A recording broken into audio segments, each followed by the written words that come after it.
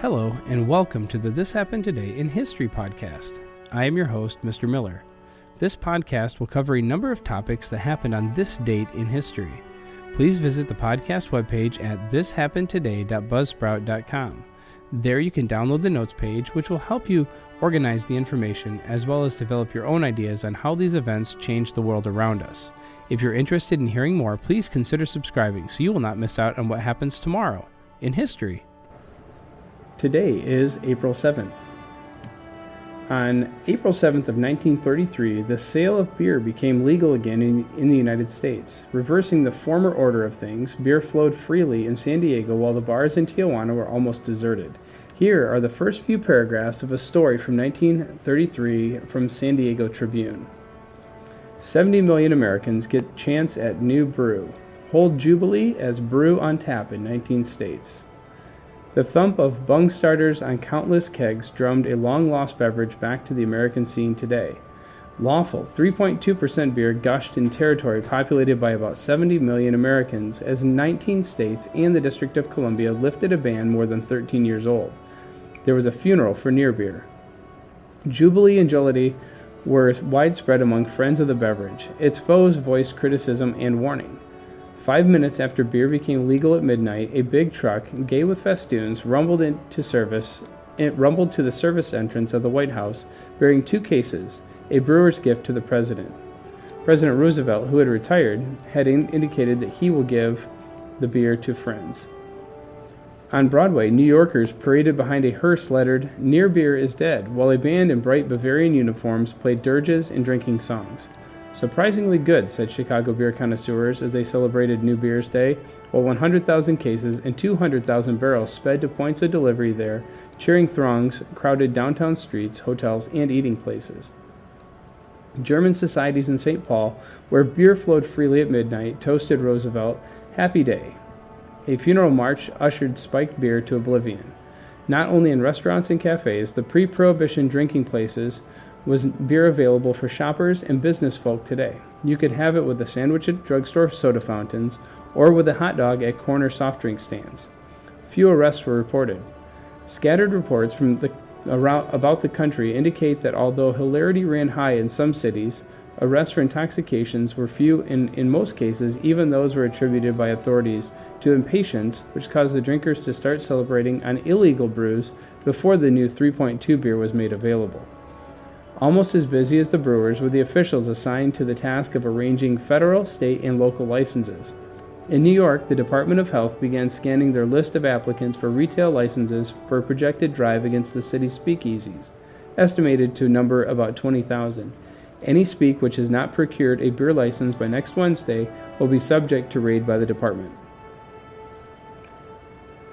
In 1940, an annular solar eclipse was seen for the first time in North America since 1930, and the sun was blocked completely out for 6 to 7 minutes by the moon with a narrow circle of brilliance around its rim. A solar eclipse is when the moon gets between the Earth and the sun during its orbit. Austin, Texas had the closest to a full eclipse with 93% of the sun covered, followed by Tallahassee in Florida. The key difference between a total and annular solar eclipse is that the moon is further away from the Earth, with the disk of the moon no longer covering the sun. Instead, a ring of fire remains.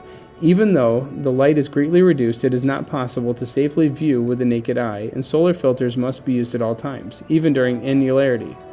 The most exciting and thrilling features of totality will not be seen or experienced in this one. An annular eclipse is pretty special, but if you are used to seeing a total eclipse, then an annular feels like a great build-up and then the peak just doesn't happen.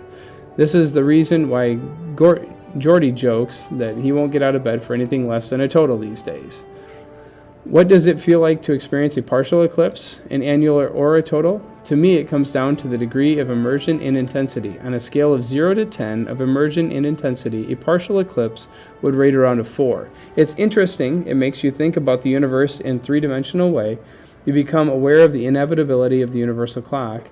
An annular eclipse would rate about an 8. There are added experiences such as the gradual dimming of light, animal reactions, the approaching darkness, and seeing the ring through solar filters. It's pretty awesome. On the same scale of immersion and intensity, a total solar eclipse rates 100. This is because once you've experienced a total eclipse, you realize that it is on a completely different scale altogether and just cannot be compared. It completely blows you away. Many analogies have been used to describe the partial versus annular versus total eclipse experience. Here are some examples that many can relate to using musical concerts. You have just received word that your favorite band is in the whole wide world will be performing and they're coming to your town. You queue up to purchase your tickets in advance, feeling the excitement when you have them in your hand. Finally, the day comes, you make it the way to the venue. You find your spot that is close to the front, and it so happens that it gives you a great line of sight of everything. The support band plays for an hour, and you get caught up in the excitement, waving your arms in the air and dancing away as one with the crowd. The support band ends their set, the crowd starts cheering excitedly, building up for the crescendo of the noise and screams until the moment arrives. Your band comes onto the stage. You see them, you are beside yourself with excitement. For the next 2 hours, the band plays all the favorite songs. You feel like you're in your own little world, just you, the band, as you are part of this magical moment. You go home that evening feeling so incredibly lucky and content with your life. That's the comparison. That's the totality of a solar eclipse. The annular eclipse would be like going home just when the support band ends their set, right when things start to get interesting. In 2011, a former BBC presenter, Anthony Smith, sailed across the Atlantic Ocean with a crew of 3 on a 12-meter-long raft made of pipes. He wanted to complete the 2,800-mile voyage to highlight the fact that 1 billion people worldwide live without clean water. The former BBC Tomorrow's World presenter hopes to have raised £50,000 for the charity WaterAid. They set sail for the Canary Islands and reached the Caribbean on Wednesday. Mr. Smith recruited a team of mature and intrepid gentlemen, aged between 56 and 61, by placing an advertisement in the Daily Telegraph.